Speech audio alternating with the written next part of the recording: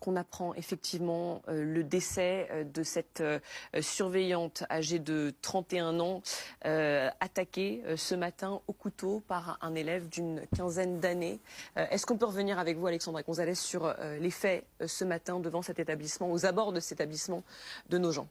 Oui, une opération de contrôle des sacs était organisée par des gendarmes locaux devant ce collège Françoise Dolto qui est situé à Nogent en Haute-Marne quand, dans un contexte qui reste à définir, un élève âgé d'une quinzaine d'années a sorti un couteau, une arme blanche de son sac et a poignardé une assistante d'éducation âgée de 31 ans qui se trouvait à ce moment-là devant l'établissement.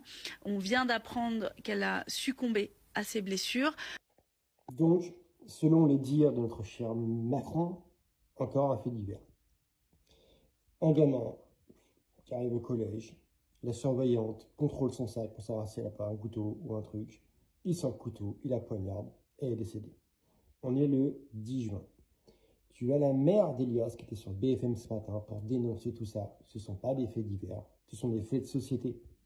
Ce sont des faits de société. C'est tous les jours, tous les jours, tous les jours. J'ai 2 enfants qui vont au collège. Je sais ce que c'est. T'as peur pour tes enfants, honnêtement, mais ça devient un sketch. Cette France devient un carnage. T'imagines, toi, la surveillante qui fait juste son boulot, qui va surveiller le sac, et elle se prend un coup de couteau? 15 ans 15 ans.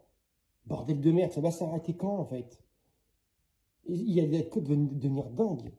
Et je vous le dis, si vous avez la possibilité de quitter ce pays, faites-le.